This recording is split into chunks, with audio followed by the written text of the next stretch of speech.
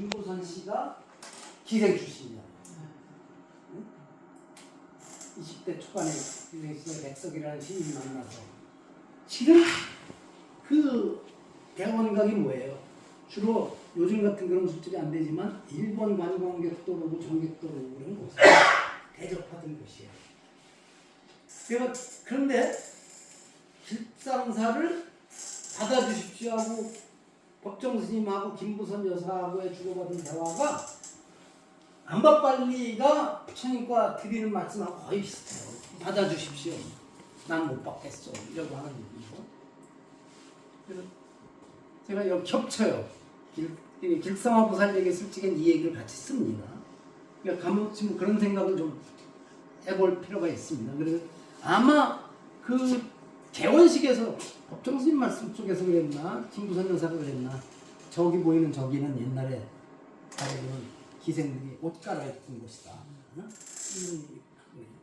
거기가 저렇게 청정한 곳으로 태어났다는 게 아주 중요하죠.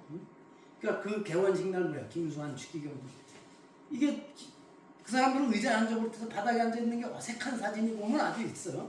원백이 저기도 놓고 와서 그런 글을 제가 쓴 게 있습니다. 그런데 이제 부처님이 가다 보면 이게 중요해요. 사람들이 부처님은 설사병도 안 할 것 같고 아프지도 않다고 여기는 사람들은 있는데 천만의 말씀입니다. 아파서 죽어눕기도 하고 그러니까 주발하는 의사가 필요하기도 하고 그럽니다. 이 마지막에 이제 보세요. 그 당시에 80세면 요즘 기준으로 한 150살 정도 넘지. 특히 인도의 평균 수명이 지금도 정도인데 그 당시 기준으로 보면 비춰보면 인도에서 80세는 지금 150살도 넘는다고 봐야 돼요. 그러니 저희께서 이제 표현을 하시잖아요. 이게 안 하니 참 앞이 칵칵 있습니다. 그럼 어떻게 하실 겁니까? 교단의 앞날에 대해서 왜 아무 말씀도 안 하시고 그냥 앉다 다시 이래. 그런데 부처님이 이것도 중요합니다. 내가 비구들 이끌나거나 승가를 좌지우지한다고 생각하지 마라. 자, 그러면 부처님 안 계신 승가는 상상도 할 수 없습니다. 부디 더 오래 머물러 주십시오. 그랬더니 요게 보죠. 내 나이 80이다. 이제 내 삶도 거의 끝나가고 있구나. 여기저기 부서진 낡은 수레를 가죽끈으로 동여매 억지로 사용하듯 여기저기 금이 간 상다리를 가죽끈으로 동여매 억지로 지탱하듯 내 몸도 그와 같구나.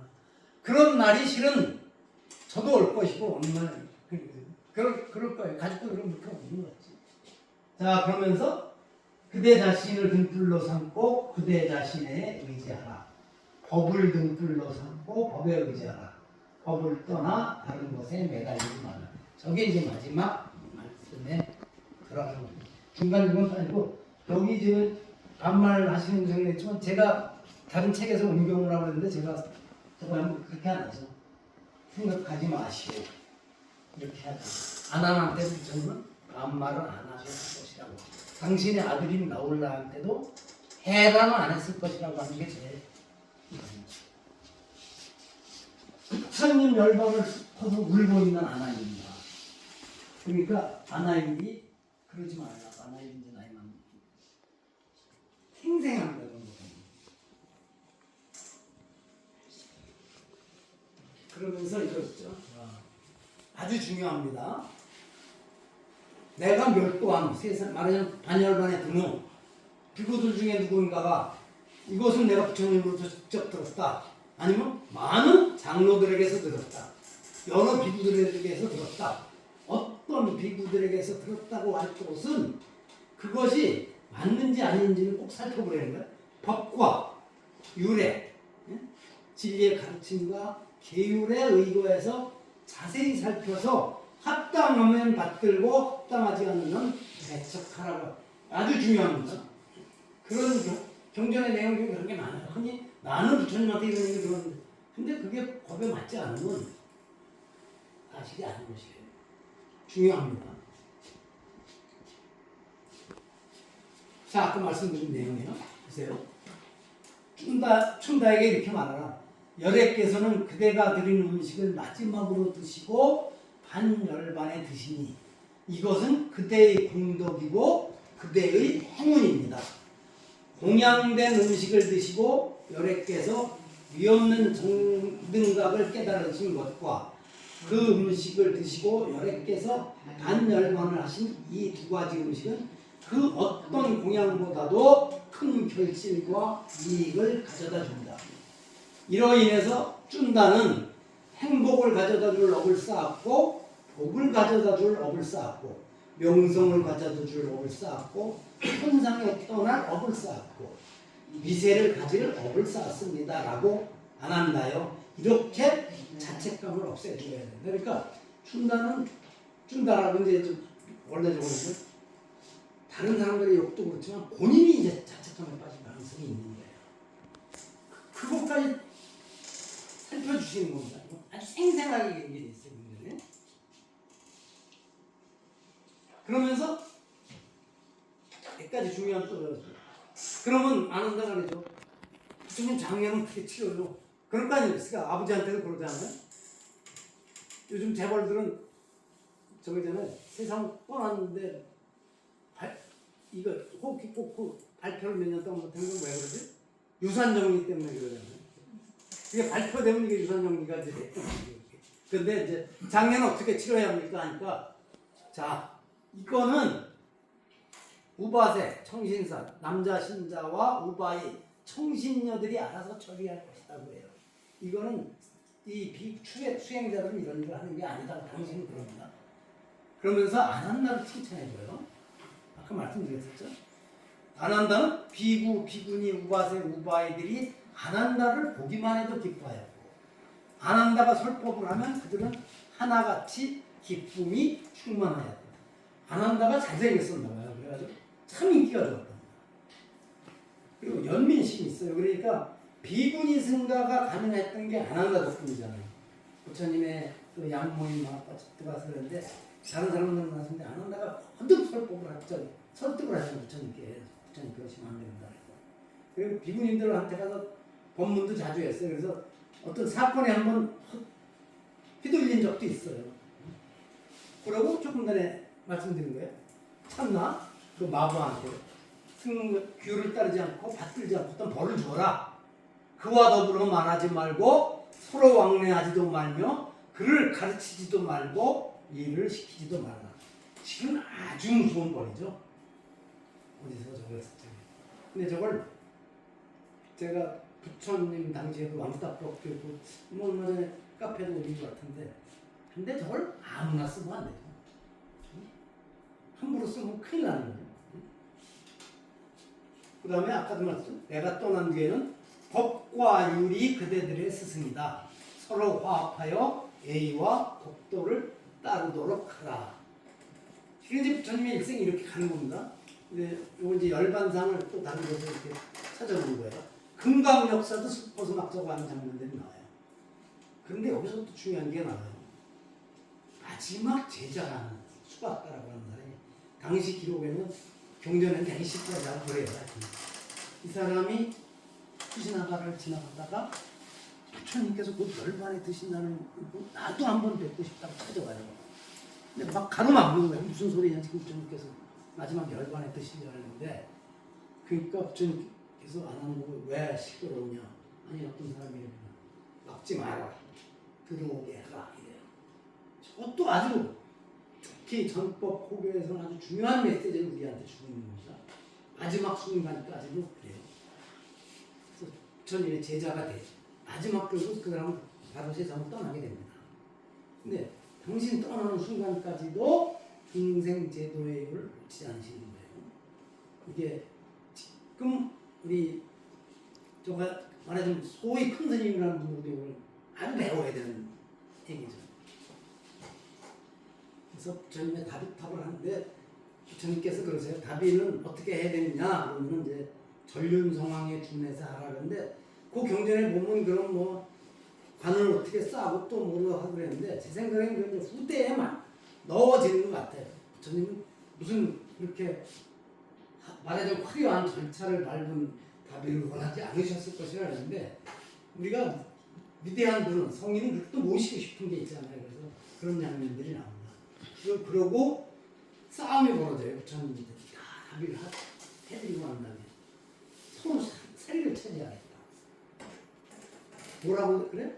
석가족에서 와서 우리 족 출신인데 또 어디 크사 왕족은 부처님도 크샤트리아인데 그럼 우리한테도 줘야 된다. 또 쿠시나가라 사람들은 아니 이 땅에서 돌아가셨는데 우리가 사리를 줘야 된다. 이거 전쟁 직전까지도 갑니다. 그래서 도나존자라고 하는 사람이 나서서 중재를 해서 8등분을 해서 사리를 나눠요. 그리고 나중에 오는 데는 그 재주 있는 걸 좀 가져가고 이거 중재한 사람은 그 삼겼던 작은 항아리가 요거를 가져가게 됩니다. 그래서 8등분 했던 게 나중에 이제 뭐 84,000탑이 되고 있는데 증식했다고도 그러고 이러는 겁니다. 사리가 증식되는 거는 조선시대 때도 자주 나와요. 어디에 홍천사 어디 사리가게 했던 게 사리가 늘어나는 거예요. 그거는 과학적으로 잠깐만 얘기하면 안 됩니다. 믿을 수 있는 거예요.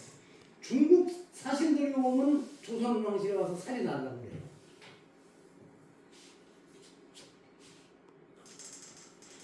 그러면서 이제 우리가 지금 부처님의 얘기를 경전으로 대할 수 있는 것은 결집이라는 게죠. 결집은 뭐냐면 흩어져 있던 경전들을 모으는 것인데 아시다시피 그때는 문자가 없었던 시절이에요.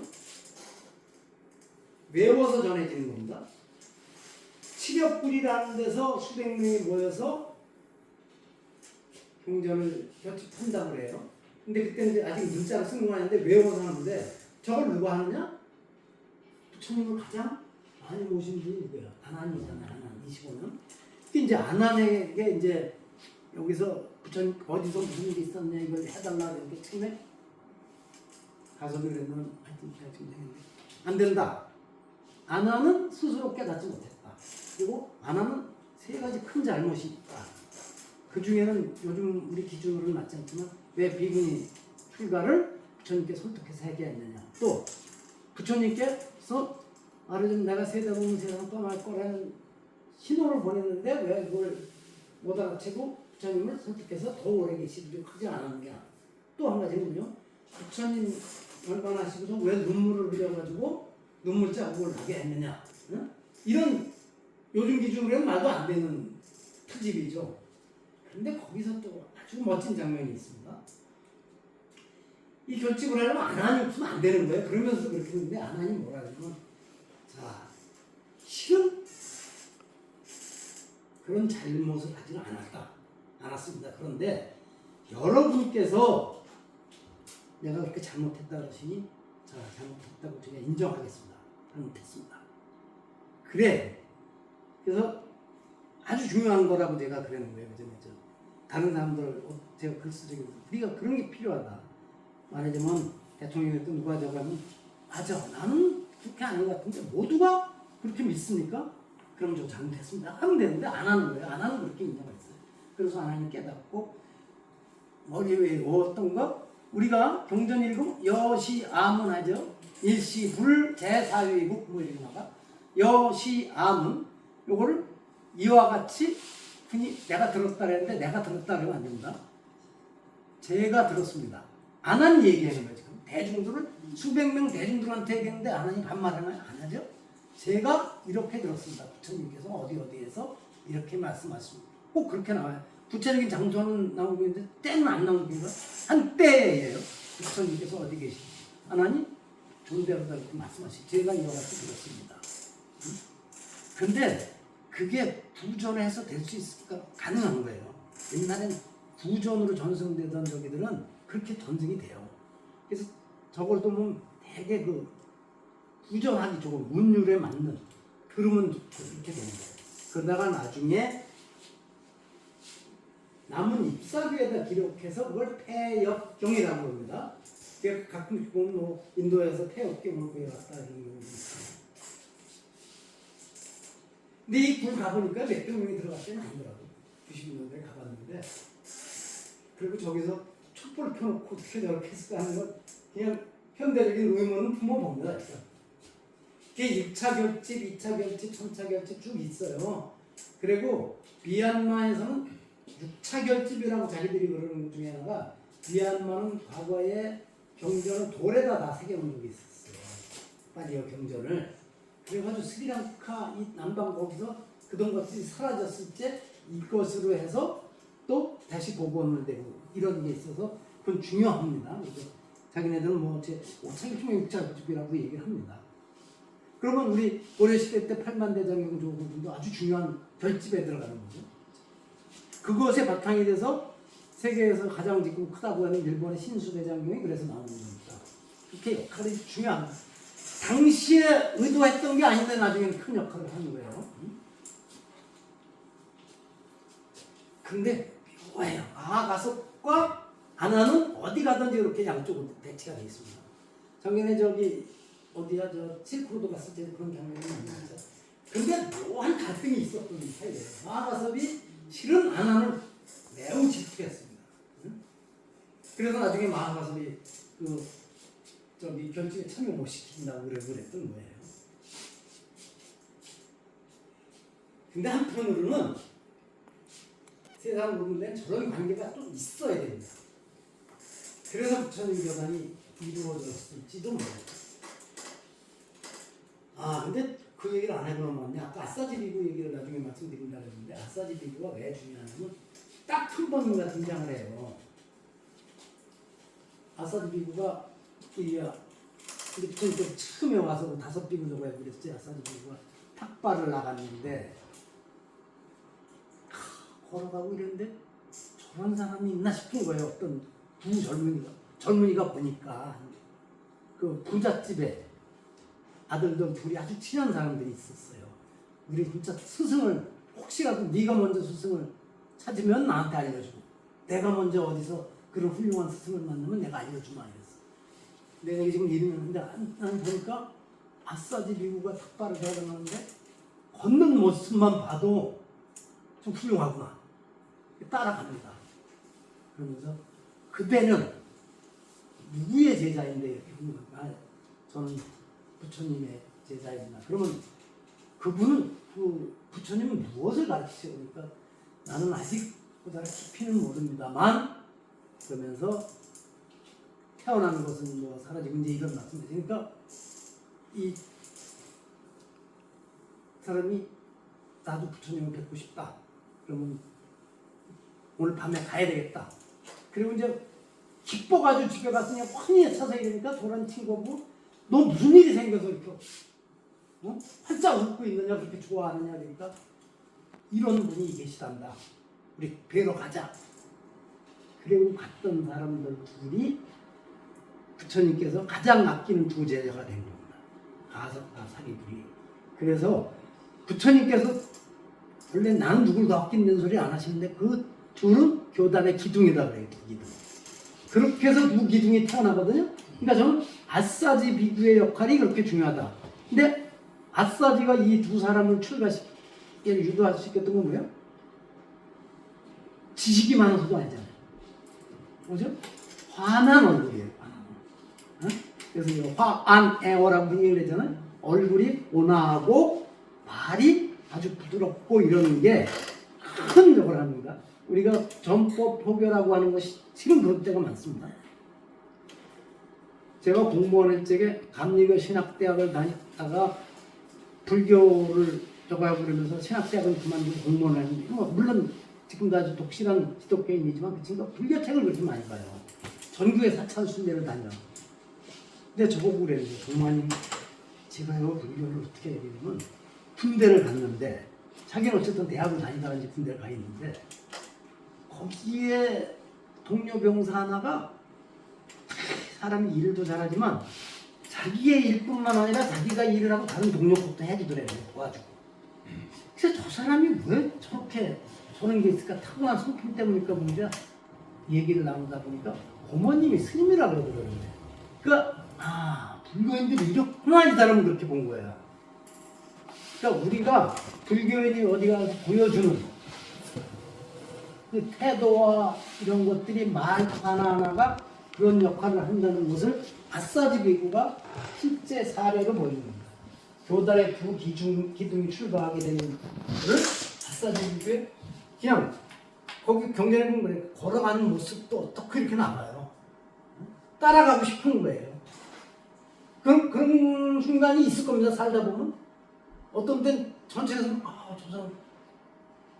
저런 사람이 있구나 하는 게 느낄 때가 있어요. 자, 아까 말씀드립니다. 마하가섭이 아난다를 질책해 비군이 출발을 끝까지 막지 않았고 또 그런 게 있어요. 부처님이 자 계율 중에 아주 자질구레한 거는 버려도 좋다 그랬는데 그거에 대해서 왜 부처님이 계실책에 확인하지 않았냐. 무엇이 소소한 계율입니까? 또 당신은 아직 깨달음을 얻은 아라한이 되지 못했으므로 기본적인 자격을 갖추지 못했다 하고 이렇게 해요. 참 얼마나 억울하겠어요. 나 같으면 아이씨 이러면 이제 뛰쳐나왔을 거예요. 여러분 같으면 그렇게 해서 아이씨는 안 해버려도 했지. 근데 안 한다가 뭐라 그래? 제 잘못이 그렇게 크다고 생각하지는 않지만 제가 아까 말했지만 그냥 생각나는 데인데 경전내용입니다. 대중의 화합을 위해 허물을 인정하고 여러분께 용서를 드리겠습니다.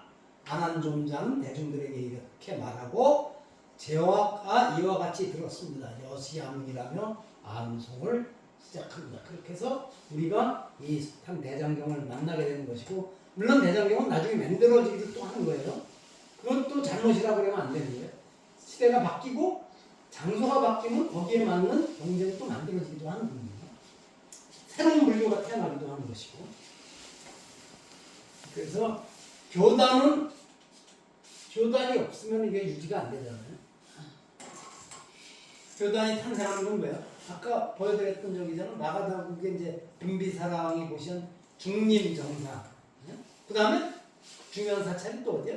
기원정사. 장자라고 그러지만 저쪽에 장자는 요즘 우리나라에는 재벌급입니다. 근데 중요한 것이 많은 분들이 극고독장자, 아나타핀디카는 극고독장자라는 뜻입니다. 극고독은 뭐예요? 그분, 중요한 누구를? 고독한 사람들을, 외롭고 힘든 사람들을 도와주는 장자예요. 재벌이에요. 그런데 많은 스님들 중에 극고독은 빼고 장자만 얘기하는 경우가 많아요. 응? 아나타핀디카가 그 땅에 황금을 깔아가지고 사서 절을 지었다. 요것만 자꾸만 강조하는 경우도 의외로 많은데 실은 극고독이 있기 때문에 가능한 거잖아요. 부처님 만나기 전에도 자기가 번 돈으로 어려운 사람들을 이렇게 도와왔다는 게 중요한 거예요. 꼭 기원정사가 그렇습니다. 한국의 불사들은 이제 저 기원정사는 특히 더 좋아하는 것이 저기서 금강경을 설했다고 그러니까 더 이제 거기 가서 금강경 한번 독송하고 그러죠. 자, 이런 얘기 또 가끔씩 합니다. 1시까지 다 채웁니다. 조금 더 할 수도 있어요. 지난번에 10분 안에서. 부처님의 문제 해결 방법이 아까도 그런 말씀드렸죠. 부처님이 어떤 증거를 하느냐. 바로 직접적으로 싸우고 그러지 않습니까? 바라도하자라는 이 바람이 찾아와서 막 욕을 해요. 요즘 같은 막 시비거는 사람도 있어요. 저기 전철관에서 스님 보면 시비거는 사람도 있거든요. 상스러운 말투로 욕설을 다 뽑는데 부처님 그냥 웃기다가 차근차근 설득해서 설복시켜요. 그래서 그 사람은 출가를 해요. 자, 그 장면입니다. 자, 친구나 동료나 친척, 손님들이 그대를 찾아옵니까? 예, 찾아옵니다. 그러면 그들에게 다과나 음식을 대접합니까? 그럴 때도 있고 안 할 때도 있습니다. 자, 그대가 대접한 것을 그들이 받지 않는다면 그 음식은 누구 것입니까? 아니, 그러면 남은 제 것입니다. 자, 그와 마찬가지로 그대가 나를 욕하고 악담을 하였어. 나는 이것들을 받지 않겠어. 그러니 그것은 모두 그대의 것이요. 요게 현재도 그렇게 썼습니다. 저도 지난 세월을 이렇게 보면 그전에는 어릴 적에 누가 그러면 바로 이렇게 뭐야 이렇게 나갔었거든요. 이제는 안 그러지. 이제 여러분들도 아마 지금 안 그러실 겁니다. 응? 아직도 그러고 있다 그러면 젊은 거고 아니면 수행이 조금 부족하니까 그런 겁니다. 부처님의 문제 해결 방식은 저런 식으로 가는 겁니다. 자, 또 이게 또 유행한 아주 유명한 일화예요. 석가족과 꼴리아족이라고 큰 이 국가 사이에 강이 흐르는데 지금도 전 세계에서 물 때문에 전쟁 일보 직전인 데가 많죠. 메콩강 두고 다투고 저 중동에서 그러고 물이 아주 부족합니다. 전쟁 직전까지 갔는데 부처님 가서 싸우지 말라고 말씀을 안 하시는 거예요. 자, 이 강물과 사람 중에 어느 것이 더 소중합니까? 아무리 그래도 물보다는 사람이 소중합니다고 답이 나오죠. 그러니까 그런데도 물을 위해서 소중한 사람의 목숨을 버리겠다는 말입니까? 말라버린 이 강바닥을 사람들의 피로 채우겠다는 말입니까? 전쟁을 그렇게 해서 막습니다. 진짜 100%가 그게 가능할지 아닐지는 모르지만 우리가 지금 평화를 뭐 중재하고 이런 방법이 필요하다는 거예요. 똑같진 않더라도. 제가 얼마 전에 어디 칼럼 쓰면서 이 얘기를 쓴 적이 있어요. 그리고 아까 얘기했던 겁니다. 그 비파줄 얘기가 소나라는 비구가 있는데 너무 고행을 하는 거예요. 그러니까 그 당시에 경전 내용들 보면 부처님한테 일러 바치는 사람들도 많아요. 부처님 누구는 그랬대요 이러고 그래요. 그리고 부처님은 거기서 중요한 게 부처님은 일방적으로 그 얘기만 듣고서 벌을 주거나 이런 법이 없습니다. 꼭 본인한테 물어봐요. 그대가 그랬는가 하고 물어보셔요. 응? 그대가 그런가? 그러니까 그러죠. 그대는 출가 전에 피파 연주를 많이 했다며 이렇게 해서 나오는 거예요.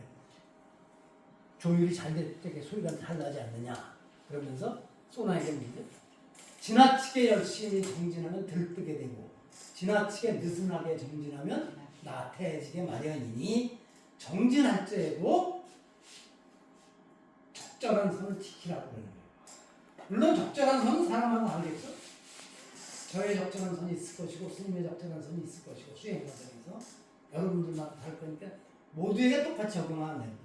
그러니까 소나가 그렇게 하겠습니다. 율장에 잘 나옵니다. 또 중요한 것이 있어요.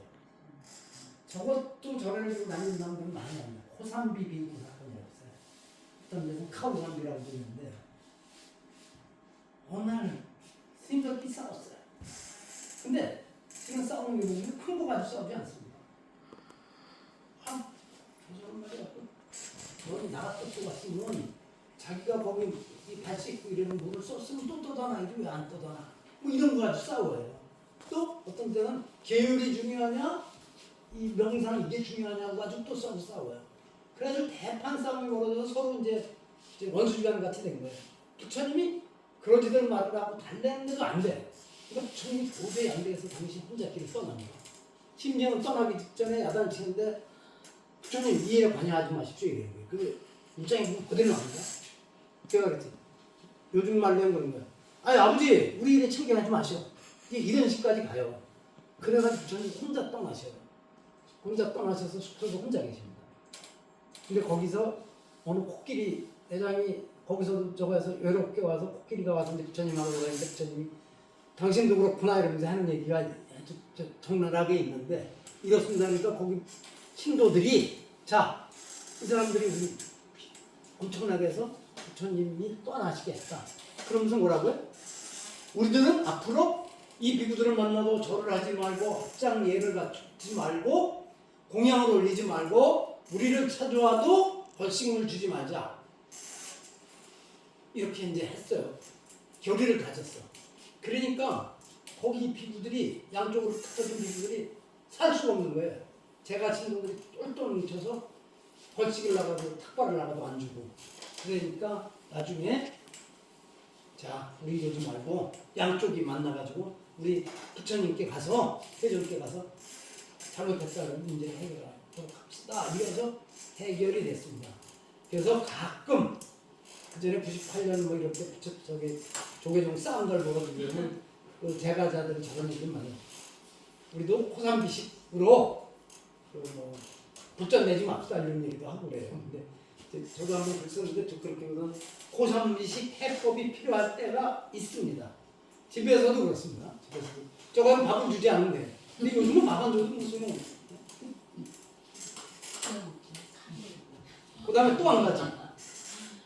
이 얘기도 들어보셨죠? 기사 꽃다미가 그 귀한 아들을 잃고 그 아들의 시신을 붙들고 그냥 온 여기를 헤매고 다니는 거야. 우리 아들 살려봐요. 그러다가 나중에 누가 다른 건 몰라도 부처님을 찾아가면 뭔가 방법이 있을 것이다. 부처님을 찾아가 아들을 안고. 그러니까 부처님께서 말도 안 되는 소리 말아 그러시는 게 아니라 그래 해결해 주마 되시는 거예요. 그럼 이거 뭐라 돼? 온 마을을 다니면서 그 집안에 한 명도 사람이 죽은 적이 없는 집, 그러니까 부모고 형제고 누구도 죽은 적이 없는 집에서 교자씨를 얻어오면 내가 그대에게 약을 알려주마. 애를 살리는 이렇게 해요. 그러면서 온통 헤매고 다니는데 얻을 수 있습니까? 안 되죠. 어느 집에 가서도 그런 집이 없죠. 그러니까 얻지 못했습니다. 온 마을 다 돌아다녔지만 그런 집은 없습니다. 죽은 사람이 살아있는 사람보다 훨씬 많다는 것을 알게 됐습니다. 자, 그러니까 그대의 아들만 죽었다는 생각을 말아라. 이러면서 얘기하니까 그 과정에서 자연스럽게 본인의 고통이 내려놓아지는 겁니다. 지금도 그러니까 저건 정신과 의사가 쓸 수 있는 최고의 방식이 저런 겁니다. 좀 더 옛날에 무슨 일이 있으면 1902년도인가 3년도 때 조계종에서 스님들도 현대교육을 받아야 된다고 대학들을 들어가게 했어요. 이게 이제 80, 90대 양반들인데 이 양반들도 영어를 공부시켜야 된다고 대학생들이 월정사에서 수련회를 했는데 거기 같이 했어요. 그래가지고 이제 세상 사람 서경수 선생님이라고 이렇게 수염이라 이렇게 기존하는 털보 대단한 학자가 있습니다. 이 양반이 영어를 가르쳐요.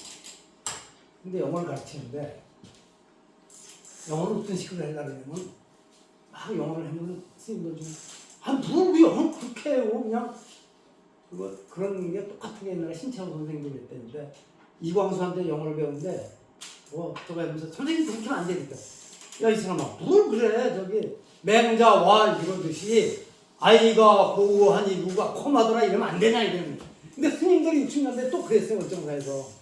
그러니까 서경수 교수가 해도 안 돼가지고 답답치 못하겠다고 이제 나 이제 그만둔다고 때가 친다고 양반이 늦게까지 원래 총각을 하고 있는데 그래가지고 보따리 싸들고 이제 가야 되겠다고 그때 승용차를 가지고 있을 시절이 아니야 이제 평소에 내려오는데 지금 아주 유명한 이비인후과 의사가 김종화 박사라고 제가 존경하는 분이 그때 서울대 의대 2학년인가 근데 조교를 이제 그 영어 수업을 들었는데 그 선생님이 같이 이제 그 학생이 따라와서 저만큼 내려가다가 에이 빨래를 해가지고 와야지 이제 그 오대창에 앉아서 이제 빨래를 해가지고 있는데 옆에 그 김정화 박사님이 학생인데 선생님이 힘드시지 아유 짜증나 못했어요.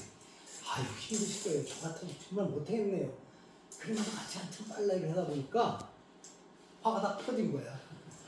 야 다시 올라가자 이러는 거예요. 그래서 제가 그 김정화 박사님을 그래요. 선생님은 왜 정신과 전공을 안 하고 이비인후과?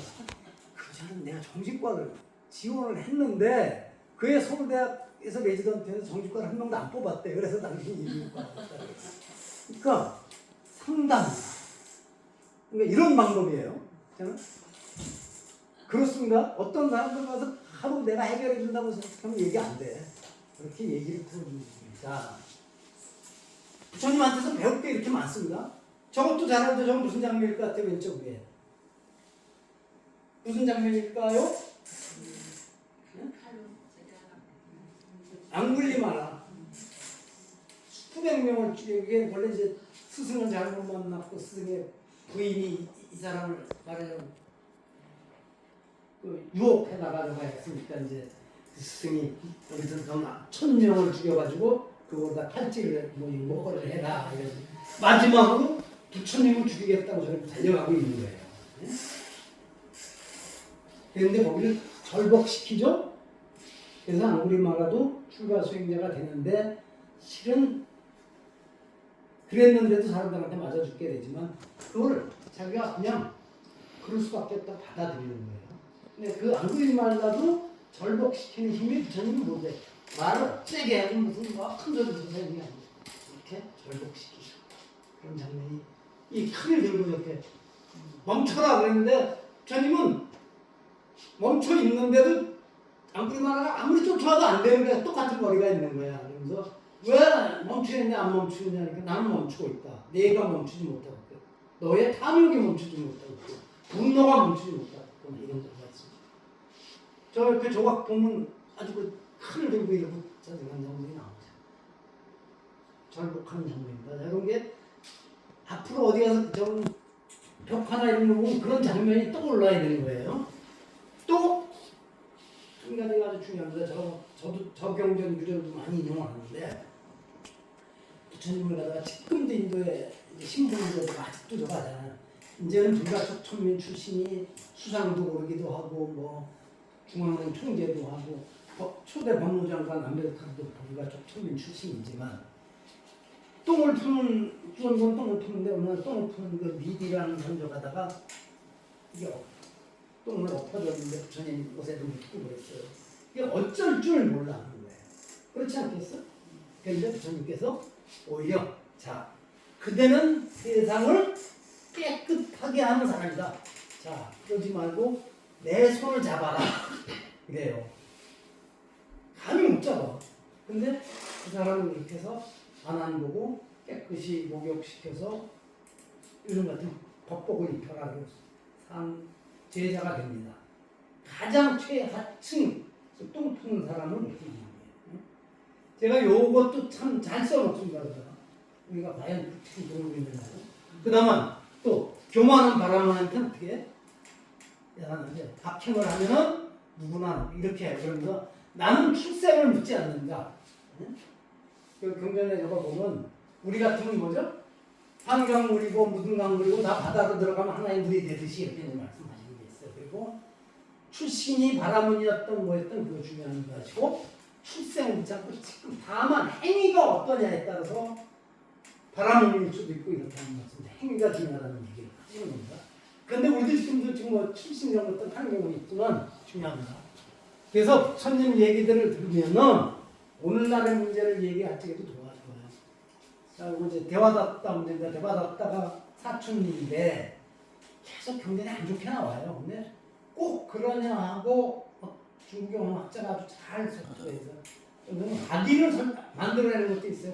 후대에 누군가 악한 걸 하는 연구들이 하는 게 있지만 어쨌든 보면 부처님을 그 빙비사라 왕 아들하고 해가지고 부처님을 죽음으로 몰고 가려고 그러고 교단에 분열을 일으키려고 하고 그랬는데 번번이 안 되죠. 자, 그런 장면들입니다. 요거는 코끼리, 성난 코끼리 뭘 시켜서 했던 장면들이 있고. 그리고 또 한 가지가 이제 이게 부처님의 문제 해결 방식을 위해서 이렇게 여러 경전 내용을 봅니다. 어느 날 어떤 사람이 공양에서도 안 누워있는 비구가 알아보니까 병에 걸려서 누워있는 거예요. 근데 아무도 돌봐주지 않는 거예요. 아난을 데리고 가요. 자기가 싼 똥을 중에 뒹굴고 있습니다. 그러니까 아난 보고 물똥을 아래가지고 부처님이 씻겨준다. 그 자기 싼 똥 위에서 뒹굴고 있는 부처님이 깨끗이 씻어주고 묻죠. 그대는 왜 돌봐주는 비구가 없어? 제가 여기 필요치 않다고 여기는 모양입니다. 이렇게 쭉 해요. 그러니까 저희 나아시고서 전체 비구들을 모이라 그래서 이러죠. 자, 그대들에게는 돌봐줄 어머니도 아버지도 없어. 그대들이 서로를 보살피고 돌봐주지 않는다면 누가 돌봐주겠어? 비구들이요. 나를 시중 들어줄 사람이 있으면 누구든 병든 비구를 돌봐주도록 하시오. 병든 비구를 돌보지 않는 것은 큰 잘못을 범하는 일이요. 그렇죠? 아주 큰 노력하는 거죠. 가까이에 있는 근데 예수의 일생에서도 좀 비슷한 일화가 있더라고요. 그런 얘기가 나와요. 그다음에 안으로 안아의 우리는 서남통이라 그러잖아요. 왜냐면 너무 수행 열심히 해서 눈이 어렵거든요. 안하는들한테 위해서는 어느 날 같은 그렇게 도반하고 아주 사이좋게 지내는 거예요. 부처님이 어떻게 그렇게 할 수 있느냐 하는지 쭉 물어보셔요. 그러면 우리는 물과 우유처럼 서로 잘 지낸다는데 전 늘 이 도반들과 함께 수행하는 것이 내게 큰 이익이라고 생각합니다. 이 도반들에게 몸과 말과 심구입니다. 마음으로 하는 행동마다 자비심을 가득 담아 행합니다. 제가 하고 싶은 일을 한쪽에 내쳐두고 도반들이 하고 싶은 일을 먼저 합니다. 저희들은 몸은 비록 다르지만 마음은 하나입니다. 이 부부간의 말씀이 모든 집단에서 그럴 수 있으면, 그러면서 구체적으로 먼저 돌아온 사람, 뒤에 올 사람을 위해 깨끗이 준비합니다. 뒷정리를 하고 물을 내가 썼으면 물을 준비해놓고 이럽니다. 실은 아주 소심한 것에 신경 쓰는 것이 가정에서도 그렇죠. 돌이켜보면 사이가 나빠졌었던 원인들이 저런 작은 것 때문에 그랬더라고. 절에서도 아주 중요하게 운동체가 돼야 됐거든요. 다 됐나요? 10분 더 했네. 자, 이것을 항상